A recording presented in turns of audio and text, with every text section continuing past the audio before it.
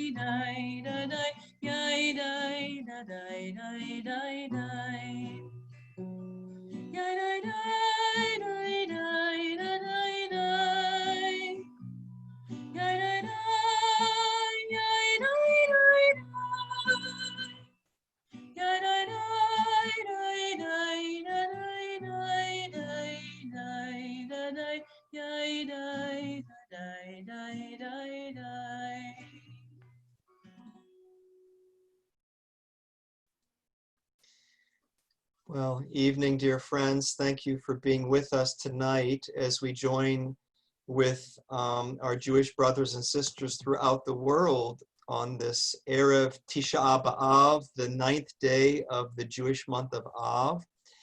This day that is traditionally and certainly in, our world today, not just traditionally, but in the 21st century, considered to be one of the saddest days of the Jewish year. Before Yom HaShoah, Holocaust Remembrance Day, it was the saddest day of the Jewish year, a day that commemorates the destruction of the first temple in Jerusalem in the year 586 BCE, and then this destruction of the second temple after the temple was rebuilt. That second destruction took place in the year 70 CE. The first destruction by the Babylonians, the second destruction by the Romans in the year 70. Now this day also, other tragedies are commemorated on this day. It was around this time in the 11th century that the first Crusades took place.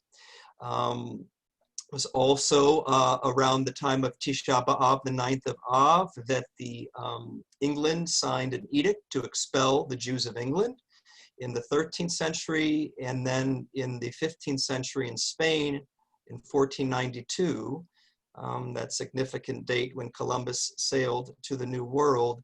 In 1492, the Jews were expelled from Spain. So Tisha B'Av recognizes all these tragedies, also some tragedies in the Torah that we'll talk about, and also World War I began in 1914 around Tisha B'Av. So you can see why this day is considered to be traditionally the saddest day on the Jewish calendar. We have many happy occasions, of course.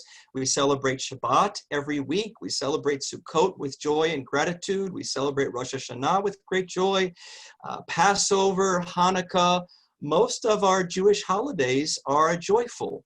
This is one of the few, next to Yom HaShoah, that is a day of sadness, that is a day of collective grief where we recognize the pain and suffering of our people. It's important for us as a people to come together and to commemorate these historically painful, catastrophic moments. And certainly the destruction of the temples before the Holocaust were the most catastrophic moments to the Jewish people, not just the destruction of the temples, but the exile of the Jewish people from the land, losing sovereignty, and the death and the destruction and the fire and the catastrophe that took place. So we're going to mourn collectively. We're going to honor the grief and the sadness and the catastrophe, but we're also going to share in some hope, because traditionally on Tisha B'Av, this is when the Messiah is to be born, on this day of great sadness. So we're going to share some hope tonight. We're going to share some history, and we're going to share together in song and in prayer. So let us turn now to our prayer book. We'd like to invite you to turn to page 3. As we turn to page 3 and hopefully have that.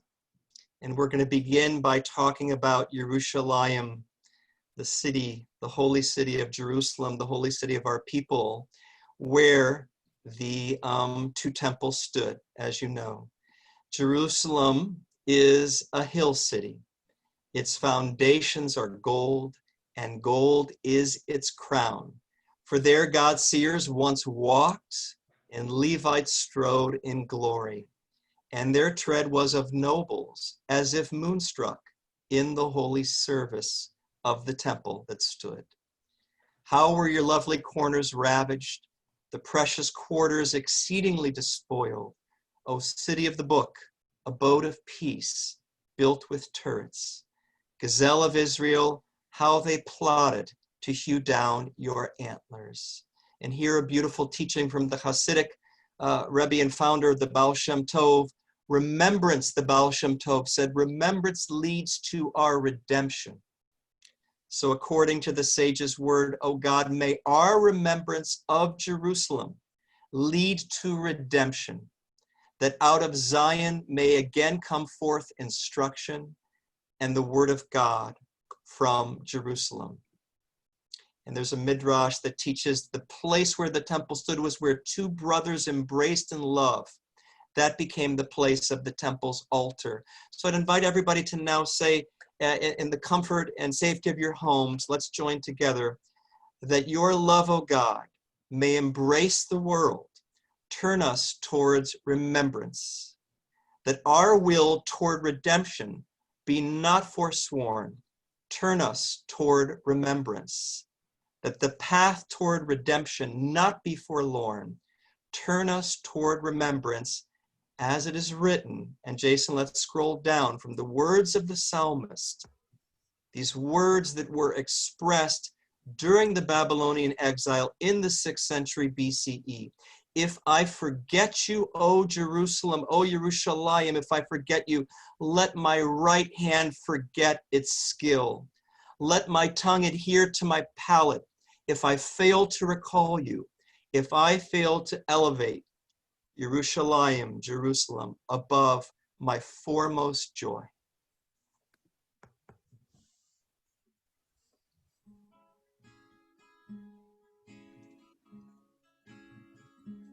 אם אשכחך ירושלים, תשכח ימיני.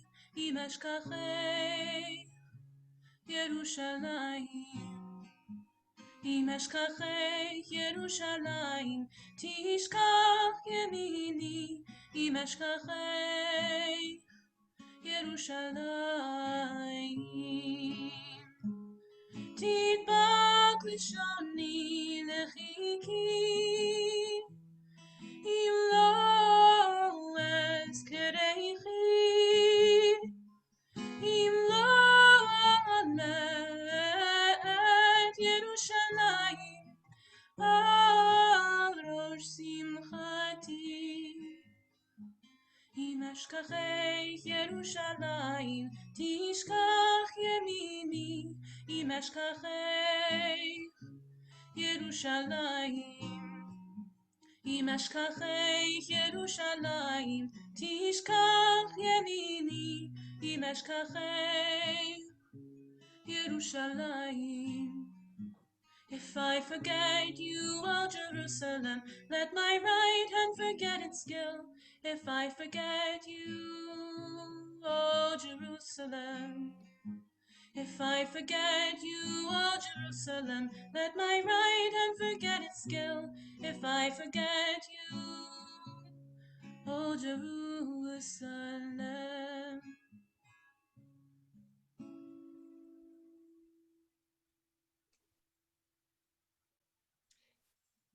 And now on page 4, we're going to recount some of those events that Tisha B'Av commemorates. And I'd like to invite everybody again at home, if you'll respond responsively. And I'm going to try something different tonight. So I'm going to lead it, and if you all will respond at home, and I'm just going to remain silent. I'm not going to say it with you, but I'm going to remain silent, and I'm going to pause, I think, long enough for you to respond at home. And then in a way, we'll be doing this together. So it is told, on Tisha B'Av, these events occurred. We remember and do not forget. It was decreed upon the retrograde generations of the wilderness that they would not enter the land.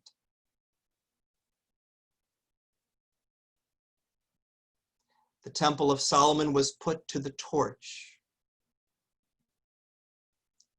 The second temple was destroyed, and the Temple Mount was plowed. The words of Jeremiah came to pass: Zion will be plowed as a field. On Tisha B'Av, the shining jewelry of a golden Spain was expelled by the foe into the darkness of yet further exile, and the divine unity further sundered. On the 9th of Av, the fire was kindled. On the 10th of Av, the fire destroyed.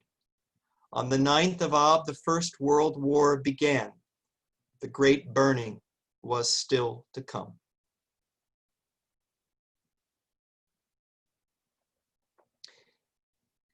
And now Cantor is going to lead us in the words of the Book of Lamentations that we'll turn to in just a moment. Even though you're muted, I'm sure many of you know this one, so please do join me. We'll just do a short Hashivenu, and we'll come back to this one because it's all about returning and coming back. Hashivenu, Hashivenu, Adonai Eilecha, V'nashuva,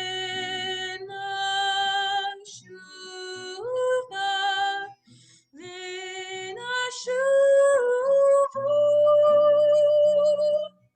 Chadesh, Chadesh, Yameinu Kekadem.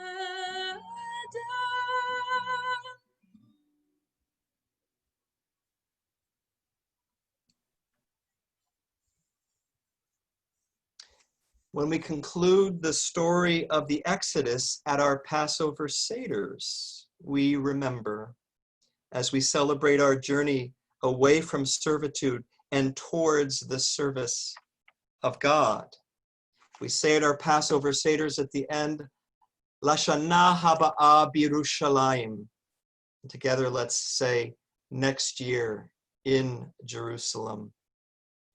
At the conclusion of Atonement on Yom Kippur, at the end of the Nila service, we remember at the closing of the gates, and we say with the ark doors open, Lashana Haba'a B'Yerushalayim, next year in Jerusalem.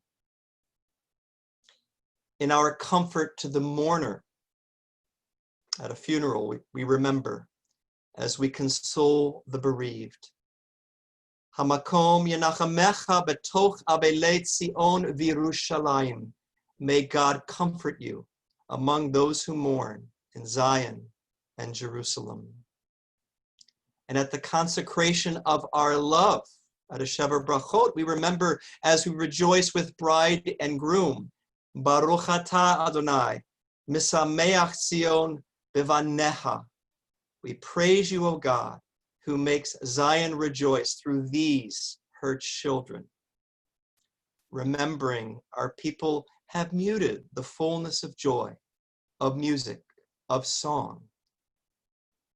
Again, the words of the psalmist in that same psalm, Psalm 137. By the waters of Babylon we sat weeping as we remembered Zion. This next song, Al Naharot, is very beautiful, and it was written all the way back in around 1780 or so. Very simple, and it works as a round. So if you catch on, we'll go through it. And there are 3 different parts, and it just cycles through. So Al Naharot.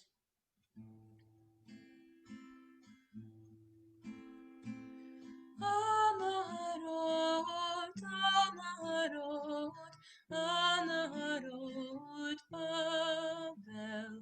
Sham yashavnu, yashavnu, gam bachinu, bezochreinu, bezochreinu, bezochreinu et Zion. Anaharot, Anaharot, Anaharot, Babel. Sham yashavnu, yashavnu, gam bachinu, bezochreinu, bezochreinu, bezochreinu et Zion. By the waters of Babylon. There we sat, and also wept in remembering Zion. By the waters of Babylon. There we sat, and also wept in remembering Zion. Thank you, Cantor. Thank you. That was a beautiful rendition of verses from Psalm 137 that speaks of that first exile and the destruction that Tisha B'Av commemorates. So on this day of Tisha B'Av, above all, we remember. We remember in the primary way that we commemorate this day is to read the biblical book of Lamentations, which we now turn to on page 9. So Jason, if we could scroll down to page 9 of our prayer booklet. So this is the book of Lamentations. Now you have it there, and Jason, I wonder if for a second we could stop the screen share.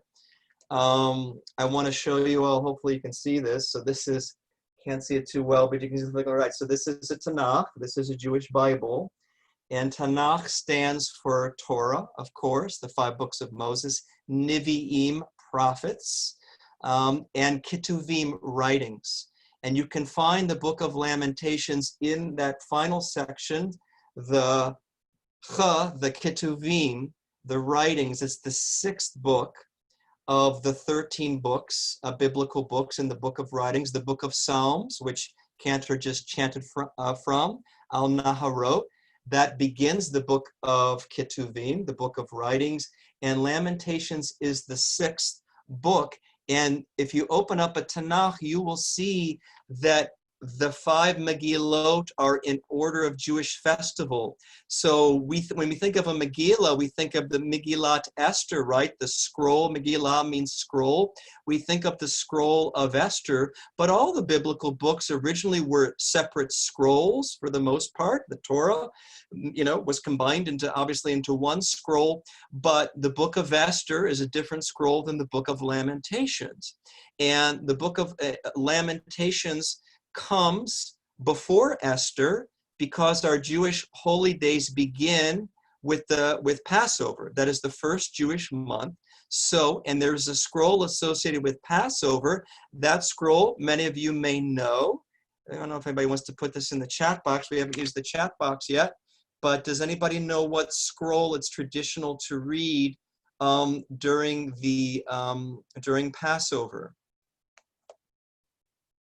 We'll make this a little bit interactive as we get ready to read Lamentations. Yes, Carolyn, our Director of Education, certainly knows it's traditional to read the beautiful collection of poetry, the Song of Songs, that love poetry for Passover. So you've got Passover, you got the Megillat, Shir HaShirim for Passover. And then if you go in order of Jewish holy days, and again, this is the order you find it in Ketuvim, you then have Shavuot. It's the next Jewish holy day after Passover. Biblically, who knows what Megillah, what scroll goes with Shavuot?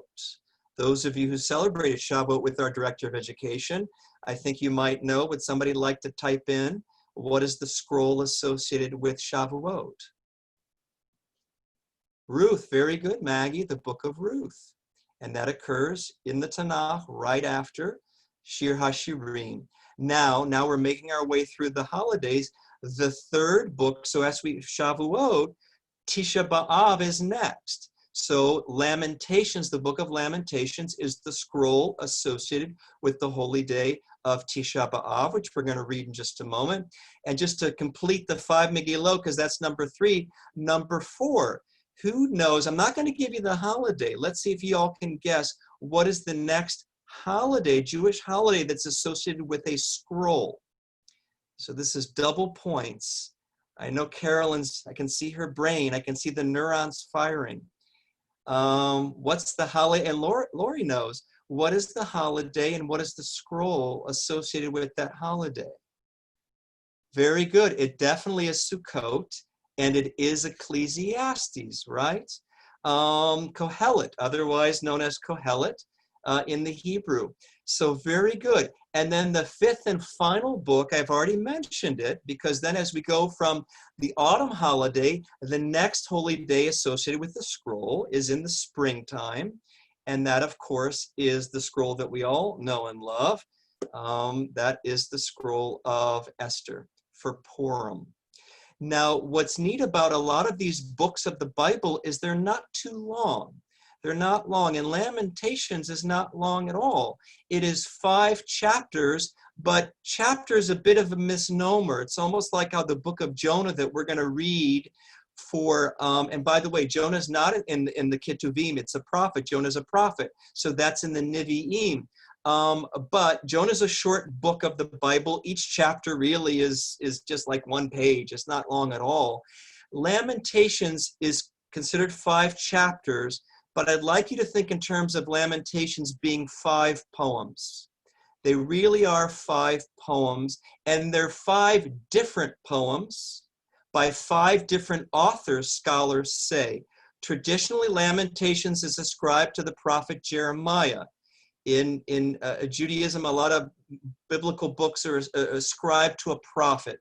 And Jeremiah is given the kavod and the credit for composing the beautiful 5 poems of Lamentations. Most scholars today would say, not Jeremiah. Jeremiah is beautifully written, but it's not Jeremiah. There's a different style, there's a different language.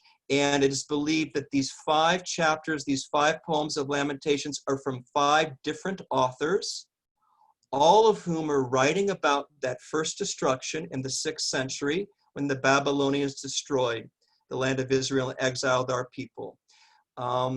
We're going to see as Cantor's going to chant some of each beginning of each chapter of Lamentations. Then we're going to look at the English. You're going to see these 5 poems are beautifully written. They're powerfully written. The imagery is arresting.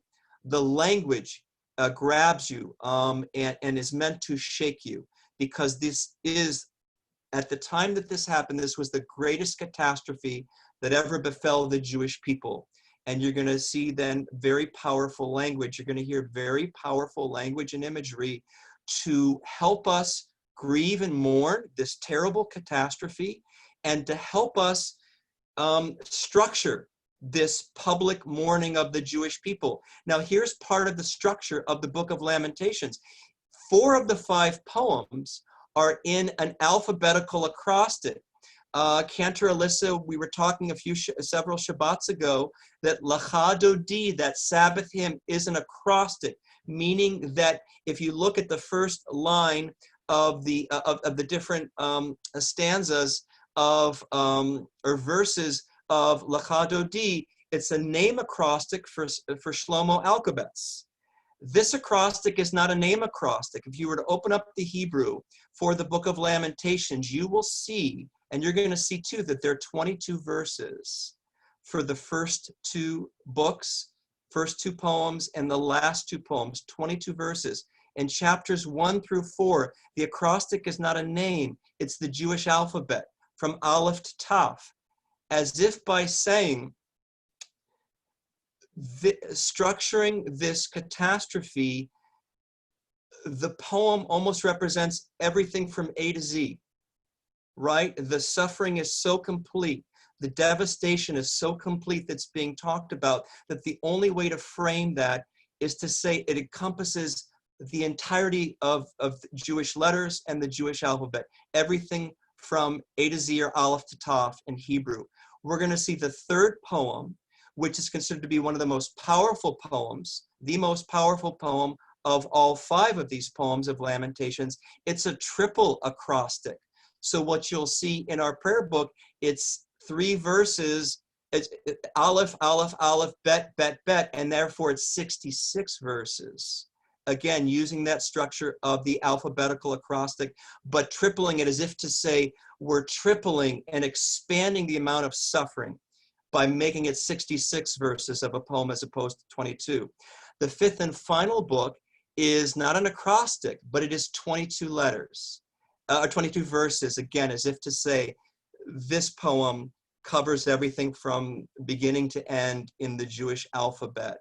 So these poems stand alone, each one of them, but when you combine them together, they're all the more powerful. They're each different shades and different facets to the destruction that took place of the first temple in the 6th century BCE. And these poems, scholars can date them. They were written between 586 BCE and 520 BCE. So within, somebody help me with the math, 586 to 520, that's 66 years. Within 66 years, the temple was started to be rebuilt in 520, was rededicated about 516, 515 BCE. So scholars can date every one of these poems of Lamentations to between 586 to when the temple was dedicated and rebuilt in 515, 516. So it's amazing to be able to pinpoint with that amount of accuracy when a book of the Bible was written, to say that it was definitely written during this span of time. It's remarkable to be able to do that. So all the more remarkable is the power of these poems, the power of Lamentations. Debbie Heller had mentioned that she, would during Camp Ramah, summer camp, they would commemorate Tisha B'Av. Other people may have commemorated it that way as well. We've got the flickering lights. It's traditional in synagogue to dim the lights for the reading of Lamentations, to sit low on low stools or sit low to the ground, like being in a Shiva house, like being in a Shiva minyan. So this is our collective Shiva minyan. And while we chant Lamentations, Cantor and I have the lights flickering, have the darkness, and we are humbled to hear the story of our people as we share together in this collective sadness of the Book of Lamentations. Do we want to bring that up on the screen? Yeah, Jason, so if we can bring up page, there we go. And one more note that I want to say about Eicha is the fact that the trope for this book is different. And I feel like it really speaks to me on a spiritual level. It's very beautiful sounding, and yet you can kind of get a sense of the brokenness that lies beneath it. If that makes any sense. I think you can get a sense of that when you hear it, and then the juxtaposition of that with the very strong words. I think it just it leaves you feeling a bit emotional, and I think that's kind of the point with Eicha. So I think it's very meaningful that the melody we use kind of reflects something very deep under the surface. Eicha yashva vadad ha'ir rabati am hayata ke'almana rabati vagoyim sarati bamdinot hayta lamas bachotiv ke balayla Vidim ata alachaya in la menachem mikol ohaveha kol re'eha bagduva hayula le'oivim. And as Kantor mentioned, the Hebrew name for this book is Echa, based on the first word, as in Judaism, often a Torah portions based on one of the first important words, Echa, which literally means, alas, how lonely sits the city, once great with people. She that was great among nations has become like a widow. The princess among states is become a tributary to Babylon. Bitterly she weeps in the night, her cheek wet with tears. There is none to comfort her of all her friends. All her allies have betrayed her. They have become her foes. Judah has gone into exile because of misery and harsh oppression. When she settled among the nations, she found no rest. All her pursuers overtook her in the narrow places, Hamitzarim, Mitzrayim, like Egypt. Zion's roads are in mourning, empty of festival pilgrims to go to the temple for Pesach and Shavuot and Sukkot. All her gates are deserted. Her priests sigh. Her maidens are unhappy. She is utterly disconsolate. Her enemies are now the masters. Her foes are at ease because Adonai has afflicted her for her many transgressions. And here you get the theology of Lamentations, that first temple was destroyed as well as the second because of the sins of the Jewish people. Adonai has afflicted her for her many transgressions. Her infants have gone into captivity before the enemy. Gone from the daughter Zion is all that was her glory. Her leaders were like stags that found no pasture. They could only walk feebly before the pursuer. And let's continue, Jason, to the next page, and we'll go now to the second poem, the second chapter of Eicha, of Lamentations. Eicha ya'if be'apo Adonai et bat Zion. Hishlich mishamayim eretz tiferet Yisrael. Velo zachar hadon raglav beyom apo. Bila Adonai velo chamal. Eit kol neot Yaakov haras be'evrato. מבצרי בת יהודה הגיע לארץ, חילל ממלכה ושריה.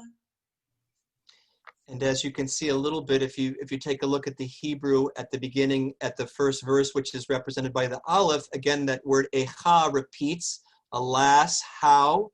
So there's your Aleph, and then at verse Bet, it begins with the Bilah. So there you can see a little bit of the acrostic.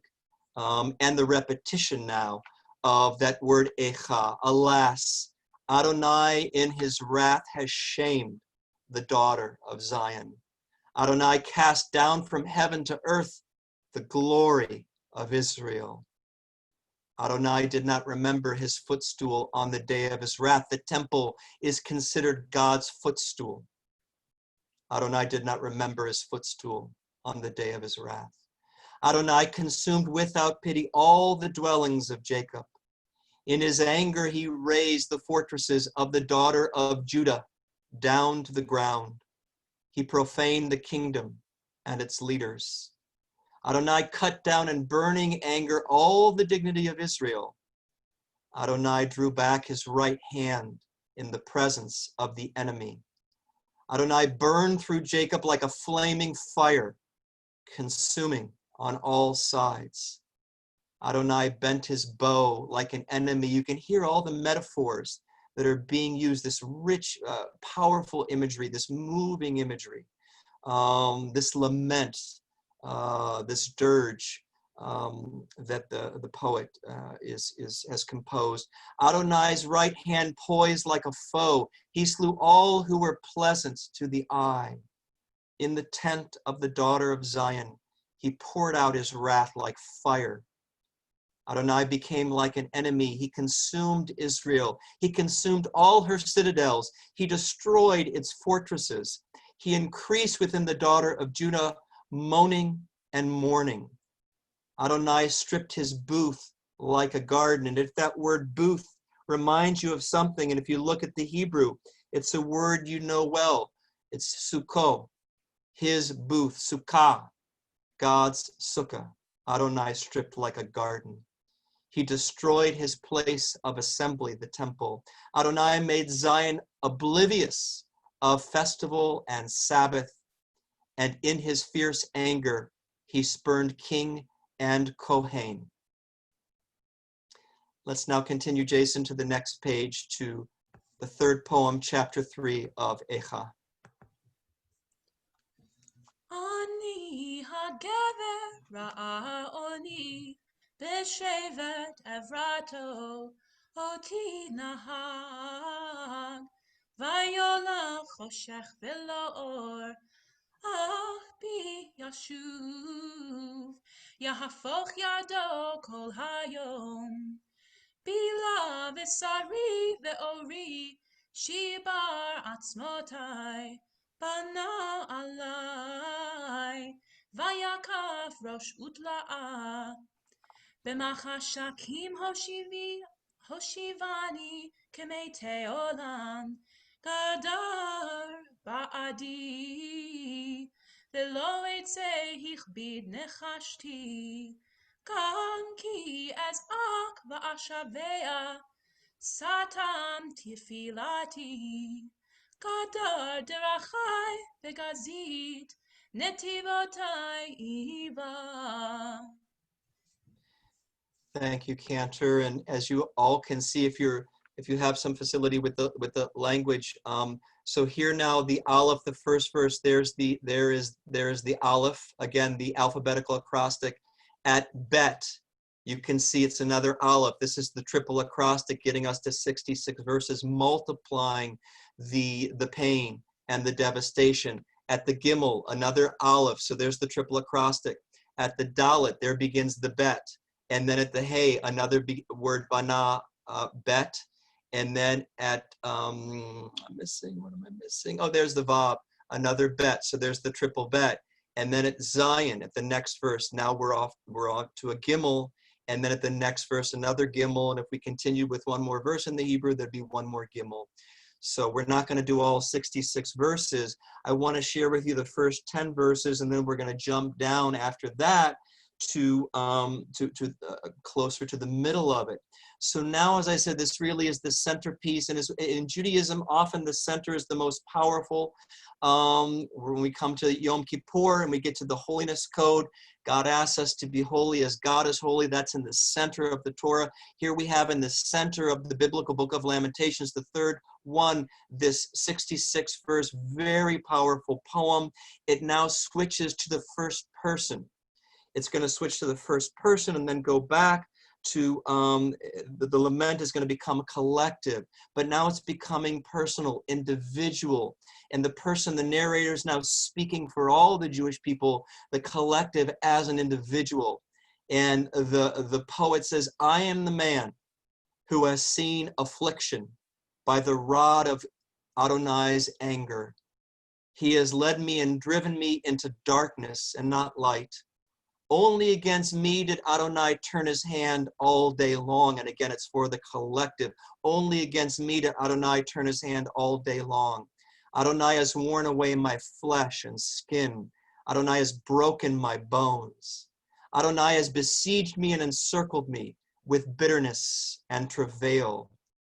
Adonai has placed me in darkness like the eternal dead. Adonai has walled me in, so I cannot escape in a siege. Any type of siege with a walled city is being literally walled in and being starved to death. And we're going to see that talked about how people were starved to death during the siege by the Babylonians, and then finally after the siege, the destruction. Adonai has walled me in, so I cannot escape. Adonai has weighed down my chain. Though I would cry and plead, Adonai shut out my prayer. So God is not responding to this plea, to this lament. Adonai has walled up my roads with hewn stones. He distorted my paths. Adonai is a lurking bear to me, a lion in hiding. And now let's jump down, Jason, to verse 21. And now it's going to become hopeful at the bottom of page 11 here. Now it's going to turn to hope. Yet this I bear in mind, therefore I still hope. Adonai's kindness surely has not ended, nor are his mercies exhausted. They are new every morning. Great is your faithfulness. And at verse 24, Adonai is my portion, says my soul. Therefore I have hope in the eternal. Adonai is good to those who trust in him, to the soul that seeks him. It is good to hope silently for Adonai's salvation. It is good for a person to bear a yoke in their youth. And why don't we end there for now as we have that tone of hope, that feeling of hope, as we turn now to chapter 4, a new poem to also give us another perspective to the catastrophe. You am zahav, yishne haketen hatov, tishta pekna, avne kodesh, berosh kol chutzot. Bnei Tzion haikarim, hamsulaim bapaz, eicha nechshevu, venivle cheres maaseh yedei yotzer. So I had mentioned that chapter 3 is considered to be, you know, the masterpiece, if we can call these poems masterpieces, and I think we can. Chapter 4 has some imagery and some language that is some of the most powerful as well, some of the most arresting. We're going to see when we get to it, and it talks about how babies are treated during the siege. And I'll leave it as a question to you. Is this metaphor, or is it what actually took place? And again, it begins Echa, the repetition, Echa. Alas, the gold is dimmed. The finest gold is changed. Sacred stones are scattered at the head of every street. The precious children of Zion who are comparable to fine gold, alas, they are now treated like earthen jugs, work of a potter. Even jackals will offer the breast and suckle their young. The daughter of my people has become cruel, like ostriches in the desert.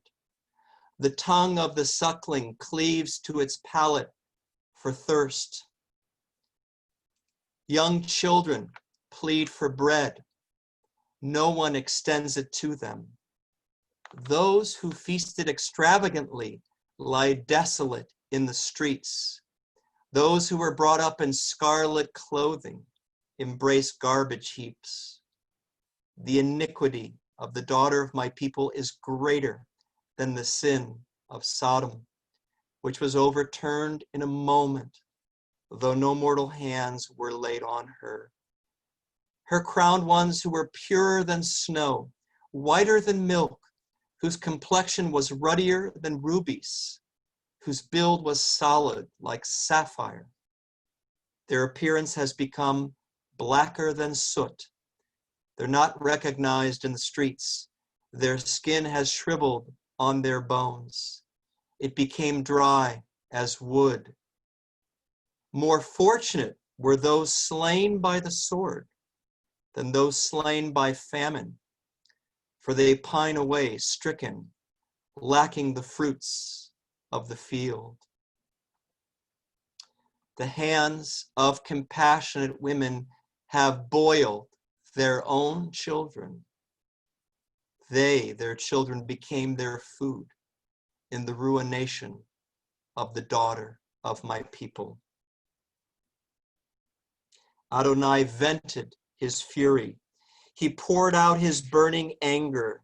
He kindled a fire in Zion, which consumed its foundations. And now we turn to the final chapter of Echat, chapter 5.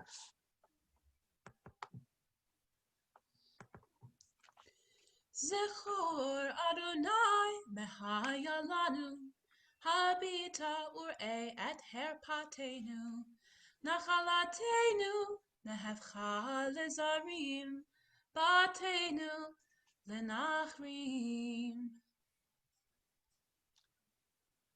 And the final poem, the final chapter of Echa concludes, remember Adonai, what has befallen us. Look and see our disgrace. Our inheritance has been turned over to strangers, our houses to foreigners. We become like orphans, and there is no father. Our mothers are like widows. We pay money to drink our own water. We obtain our wood at a price. Upon our necks we are pursued. We toil, but nothing is left us. And Jason, let's now scroll down a little bit to to verse 15. Gone is the joy of our hearts. Our dancing has turned into mourning. The crown of our head has fallen. Woe to us, for we have sinned. For this our heart was ill. For these our eyes were dimmed. For Mount Zion, Mount Zion, which lies desolate, foxes prowl over it. Yet you, Adonai, are enthroned forever. Your throne is ageless. Why do you ignore us eternally, forsake us for so long? And the penultimate verse of the book of Lamentations, Echa, bring us back to you, Adonai, and we shall return. Renew our days as of old.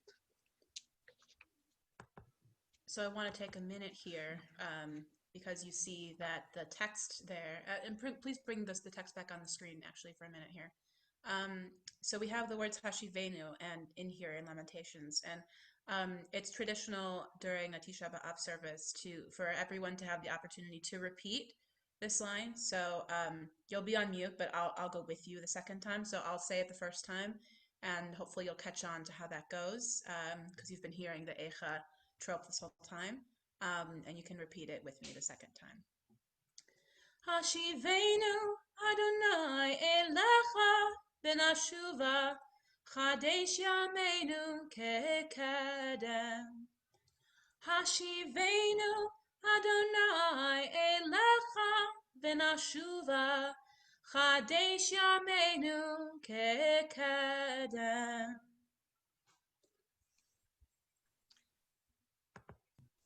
Now we're going to end our Tisha B'Av service not on a note of such pain and suffering, but on a note of renewal and hope, as Cantor chanted that verse from the second to last verse of Lamentations. We now have in our service booklet for Tisha B'Av a beautiful sentiment and a beautiful reading that speaks to us of our renewal and of the role that we can play in renewing the Jewish people during any time of pain, suffering, mourning, or devastation. Judaism is an optimistic religion. It is a hopeful religion.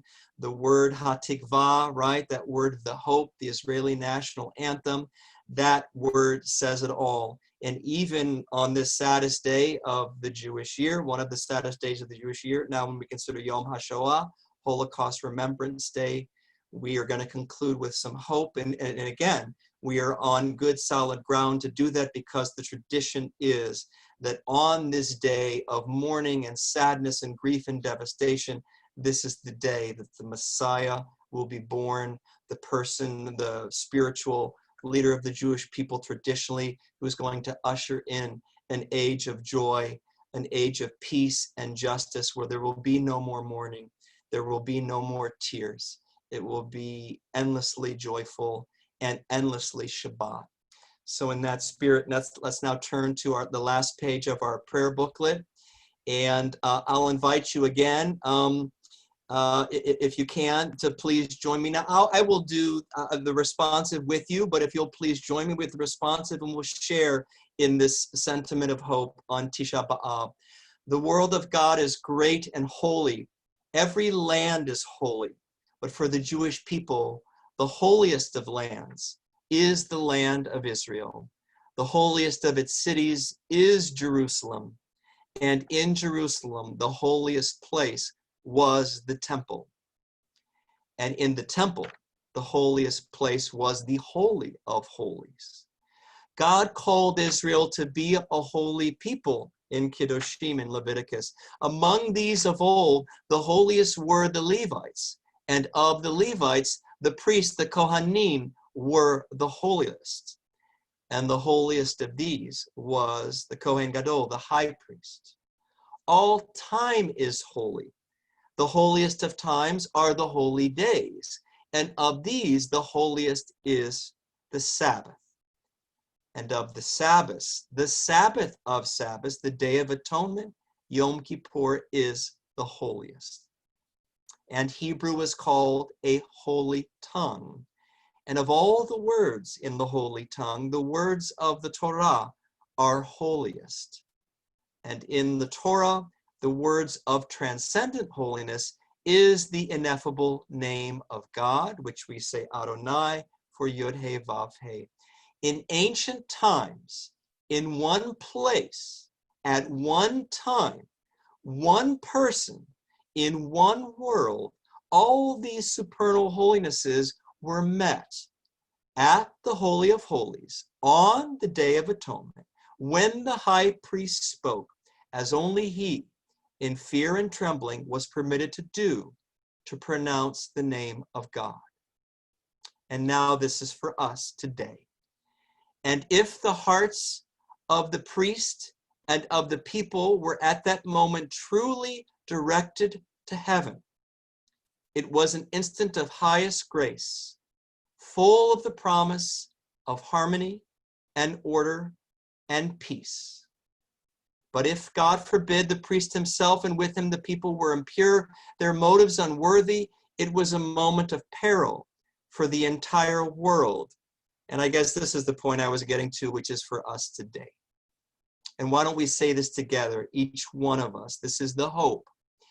Each person ought to consider himself or herself a priest, each of whose days is a Sabbath of Sabbaths, and the place where one stands, heart turned to God, is a holy of holies, and each of one's deeds, each of our deeds, as bearing within it the order or the ruin of worlds.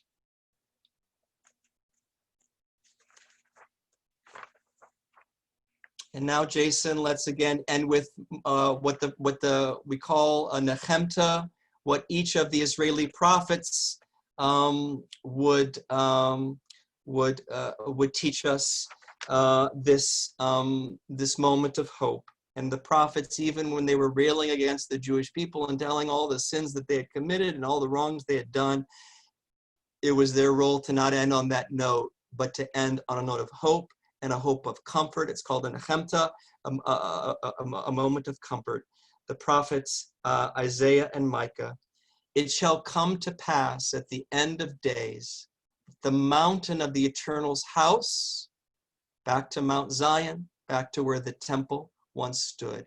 It shall come to pass at the end of days that that mountain of the Eternal's house shall be exalted above all the hills, and all the nations shall flow unto it. Together, let's say, they shall not hurt nor destroy in all my holy mountain, for the earth shall be full of the knowledge of God, as the waters cover the sea. And now back to Lamentations. Return us unto you, O God, and we shall return. Renew our days as of old, and together we pray. Renew our days as of old, and we shall return unto you, O God. And here we come back to Hashivenu, and this time we'll repeat it enough times that if you feel so inclined to sing it as a round, this song lends itself well to that, even though you're all on mute, but feel free to sing a different part if you're so inclined. Hashivenu, Hashivenu, Adonai Elecha, Ben Ashuva, Ben Ashuva, Chadesh, Chadesh, Yameinu Kekedem. Hashivenu, Hashivenu, Adonai Elecha, Ben Ashuva, Ben Ashuva, Chadesh, Chadesh, Yameinu Kekedem.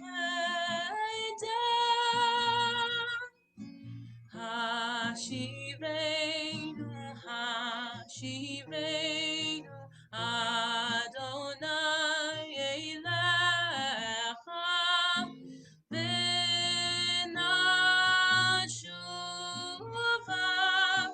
Ben Ashuva, Chadesh, Chadesh, Yameinu Kekedem.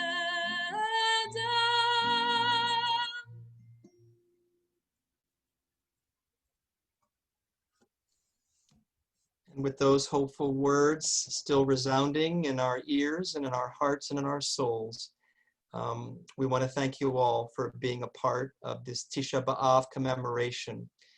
Thank you for being with us. We look forward to being with you Friday night. Those of you who can join us for Shabbat. And we wish you a good week. And God bless you all. Thank you for being with us.